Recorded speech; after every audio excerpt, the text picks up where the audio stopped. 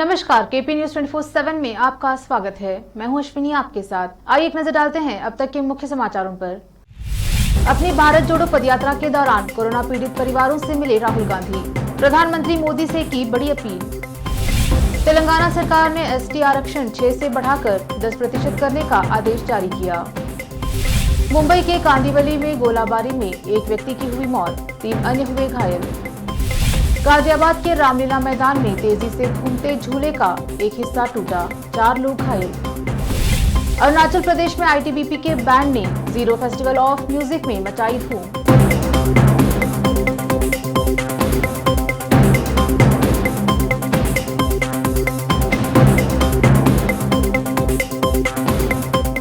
अब समाचार विस्तार से।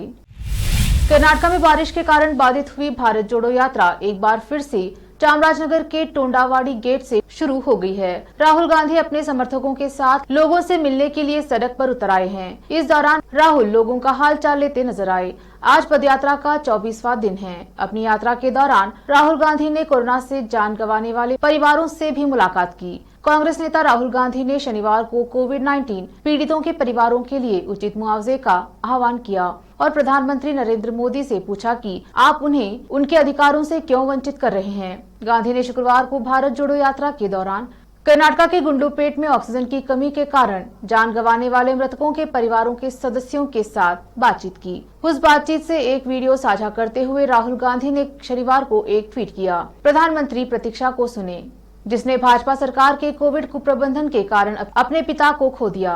प्रधानमंत्री प्रतीक्षा को सुने, जिसने भाजपा सरकार के कोविड कुप्रबंधन के कारण अपने पिता को खो दिया। तेलंगाना सरकार ने शहर के अवसर पर अनुसूचित जनजाति आरक्षण को 6% से बढ़ाकर 10% करने की घोषणा की है। इस संबंध में राज्य सरकार ने आदेश जारी कर दिया है। मुख्यमंत्री के चंद्रशेखर राव ने राज्य में एसटी की 10% आबादी को ध्यान में रखकर यह निर्णय लिया है। यह आरक्षण शिक्षण संस्थानों और सरकारी नौकरियों में लागू होगा। करीब 6 वर्ष पूर्व तेलंगाना विधानसभा में अनुसूचित जनजाति के आरक्षण को 6% से बढ़ाकर 10% करने संबंधी विधेयक पास किया गया था और इसे केंद्र सरकार को राष्ट्रपति की अनुमति के लिए भेजा गया। राज्य सरकार और मुख्यमंत्री केसीआर के कई अनुरोधों के बावजूद उक्त विधेयक अभी तक लंबित है। तेलंगाना के मुख्यमंत्री चंद्रशेखर राव की वरंगल यात्रा के अवसर पर एक स्वागत समारोह से लौटते समय हुई सड़क दुर्घटना में एक महिला पुलिस अधिकारी घायल हो गई। राज्य मंत्री ई दियाकर राव और विधानसभा सदस्य मुख्यमंत्री का स्वागत करने के बाद अपने काफिले के साथ लौट रहे थे, जब एक महिला सुरक्षा अधिकारी अपना संतुलन खो बैठी और जनगांव जिले के पेम्बर्टी के पास काफिले में एक वाहन से गिर गई। तत्काल वाहनों को रोका गया। हादसे में महिला अधिकारी मामूली रूप से घायल हो गई। देश की आर्थिक राजधानी मुंबई के उपनगर कांदिवली में मोटरसाइकिल सवार 2 लोगों द्वारा कथित तौर पर की गई गोलाबारी में 26 वर्षीय एक व्यक्ति की मौत हो गई और 3 अन्य घायल हो गए। पुलिस ने बताया कि शुक्रवार देर रात करीब 11:30 बजे लिंक रोड पर लालजीपाड़ा इलाके में निजी दुश्मनी के कारण गोलीबारी को अंजाम दिया गया। इस गोलीबारी में एक शख्स की मौत हुई है और 3 जख्मी हैं। मृतक युवक का नाम अंकित यादव है, जबकि आरोपी सोनू पासवान फरार है। घायलों को अस्पताल में भर्ती कराया गया है। पुलिस के मुताबिक आपसी झगड़े में गोली चली है, लेकिन विवाद किस बात को लेकर था और आरोपी के पास बंदूक कहां से आई, इसकी जांच चल रही है। गाजियाबाद में रामलीला मैदान में झूला टूटने से हड़कंप मच गया। कपलेन वाला झूला, जिसे ब्रेक डांस झूला भी कहा जाता है, जब काफी गति पकड़ चुका था और तेजी से घूम रहा था, तब उसका एक हिस्सा टूटकर उछला और किनारे लगी रेलिंग से टकराता हुआ बाहर जा गिरा। उसमें बैठे हुए लोग नीचे गिर पड़े और घायल हो गए। झूले में एक ही परिवार के 4 लोग सवार थे और वे चारों घायल हो गए। बताया जाता है कि शुक्रवार को रात में गाजियाबाद के घंटाघर रामलीला मैदान में यह घटना हुई। इस घटना का एक वीडियो सामने आया है, जिसमें प्लेट झूले में लोग बैठकर झूल रहे हैं। झूला क्रमशः तेज होता जा रहा है। धीरे धीरे झूला काफी तेज गति से घूमने लगता है और फिर अचानक एक युवक झूले को बंद करने के लिए इशारा करता दिखाई देता है। देश नवरात्र के रंग में डूबा हुआ है और इस रंग से केंद्रीय मंत्री स्मृति ईरानी भी नहीं बच पाई। स्मृति ईरानी अहमदाबाद पहुंची थी बीजेपी की महिला मोर्चा के एक कार्यक्रम में। नवरात्र में गुजरात वैसे भी अलग रंग में नजर आता है। ऐसे में जब मंच पर गरबा शुरू हुआ तो केंद्रीय मंत्री स्मृति ईरानी भी उसके रंग में रंगी नजर आई। प्रधानमंत्री नरेंद्र मोदी आज दिल्ली के प्रगति मैदान में 5G सेवाओं की लॉन्चिंग के साथ ही यूरोप में एक कार परीक्षण ड्राइव किया। पीएम मोदी ने नई दिल्ली के प्रगति मैदान में बैठकर ही 5G तकनीक की मदद से यूरोप में कार चलाई। इस दौरान केंद्रीय मंत्री पीयूष गोयल ने प्रधानमंत्री मोदी की फोटो ट्वीट करते हुए लिखा, दुनिया चला रहा भारत। लेते हैं छोटा सा ब्रेक, लौटेंगे ब्रेक के बाद। हिंदुस्तान के हर कोने में हम हैं मौजूद। 24 घंटे हालात पर गहरी नजर, खबरों से जुड़े चुपते सवालात और आपको दिखाता है धार्मिक, सामाजिक, राजनीतिक, लोकल और इंटरनेशनल न्यूज की सबसे बेहतर कवरेज, जो आपको रखती है हर पल बाखबर। देश और दुनिया भर की खबर के लिए देखते रहें KP news 24/7। Noor education trust Bidar की ओर से चलाए जाने वाला Noor MEd and BEd college Bidar, recognised by NCTE Delhi and affiliated to Gulbarga University, Gulbarga. Admission are open for the academic year 2021-22. विशेषज्ञ और सक्षम शिक्षकों द्वारा शिक्षा प्राप्त करने के लिए नूर एमएड एंड बीएड कॉलेज में दाखिला लें और शांत वातावरण में शिक्षा प्राप्त करें। बीदर शहर में बेहतर शिक्षा का एकमात्र केंद्र Noor MEd and BEd college, Shahpur gate, Bidar. Phone numbers 9945283920, 8482221297।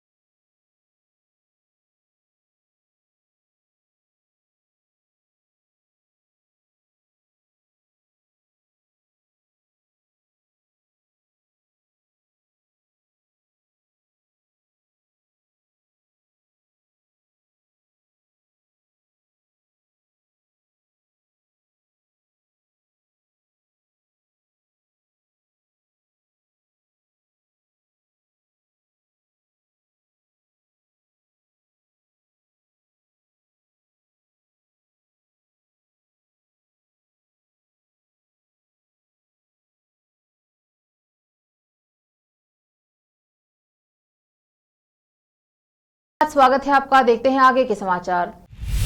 Gujarat में वडोदरा नवरात्रि महोत्सव में नवरात्रि उत्सव जोरों पर है और हजारों श्रद्धालु गरबा खेलते नजर आए। कोरोना वायरस महामारी के कारण 2 साल के अंतराल के बाद सार्वजनिक नवरात्रि समारोह अब वापस आ गया है। वीएनएफ के ड्रोन फुटेज में हजारों गरबा उत्साही लोगों का एक दूसरे के साथ लगभग पूर्ण तालमेल से घूमते हुए एक आश्चर्यजनक वीडियो दिखाया गया है। यह वीडियो सोशल मीडिया पर वायरल हो गया है और इसे हजारों व्यूज मिल चुके हैं।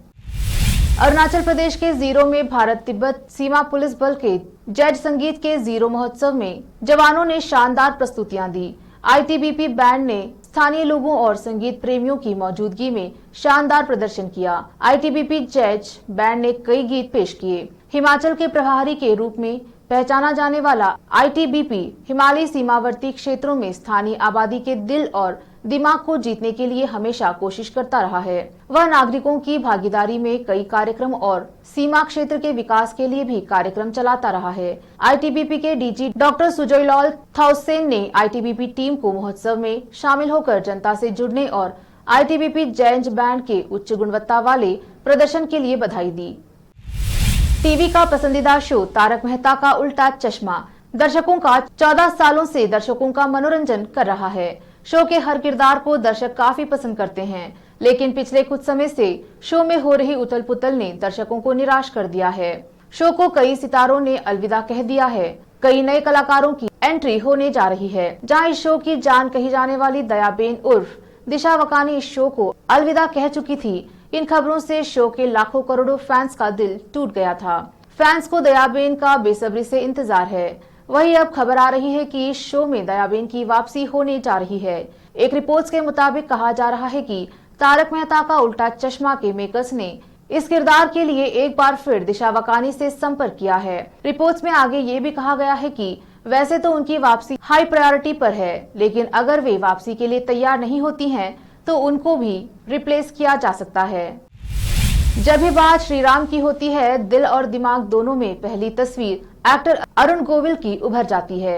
लोगों के दिलों में राम बनकर राज करने वाले अरुण गोविल आज भी प्रशंसकों के दिलों में बसे हैं। रामानंद सागर की रामायण में भगवान श्री राम का रोल निभाने वाले अरुण आज भी कई लोगों की नजर में भगवान श्री राम की तरह बने हुए हैं। रामायण के प्रसारण के बाद से ही लोग अपने घरों में उनकी तस्वीर लगाकर आरती करते हैं, तो कोई उन्हें राह चलते देख पैर छूने लगता है। ऐसा ही कुछ हाल ही में हुआ। अरुण गोविल को देखकर एक बुजुर्ग महिला उनके पैर छूने लगी। दरअसल हाल ही में अरुण गोविल संभाजीनगर एयरपोर्ट पर पहुंचे थे। एयरपोर्ट पर अरुण को देखकर एक बुजुर्ग महिला उनके पैरों में लेट गई और पैर छूने लगी। वह इमोशनल हो गई, मानो उसे भगवान राम मिल गए हो। महिला की आस्था इतनी गहरी थी कि उनके आंखों से आंसू आ गए। अरुण गोविल ने महिला से उठने का अनुरोध किया। इसके बाद उन्होंने महिला के साथ फोटो खिंचवाई और महिला को सम्मान वस्त्र भी दिए। अरुण गोविल के लिए यह कोई नई बात नहीं है। रामायण के बाद से लोग उन्हें राम की छवि में ही देखते हैं। इटाली में हुए आम चुनाव में ब्रदर्स ऑफ इटाली पार्टी नाम की पार्टी को सबसे ज्यादा वोट मिले हैं। इस पार्टी की नेता जॉर्जिया मेलोनी इटाली की पहली महिला प्रधानमंत्री बन गई हैं। पीएम मोदी ने इटाली की नेता मेलोनी को चुनाव में उनकी जीत पर बधाई दी है, जिसके जवाब में इटाली की नेता ने ट्विटर पर पीएम मोदी का धन्यवाद किया है। आखिर में फिर एक बार देखते हैं मुख्य समाचार। अपनी भारत जोड़ो पदयात्रा के दौरान कोरोना पीड़ित परिवारों से मिले राहुल गांधी। प्रधानमंत्री मोदी से की बड़ी अपील। तेलंगाना सरकार ने एसटी आरक्षण 6 से बढ़ाकर 10% करने का आदेश जारी किया। मुंबई के कांदिवली में गोलाबारी में एक व्यक्ति की हुई मौत, 3 अन्य हुए घायल। गाजियाबाद के रामलीला मैदान में तेजी से घूमते झूले का एक हिस्सा टूटा, 4 लोग घायल। अरुणाचल प्रदेश में आईटीबीपी के बैंड ने जीरो फेस्टिवल ऑफ म्यूजिक में मचाई धूम।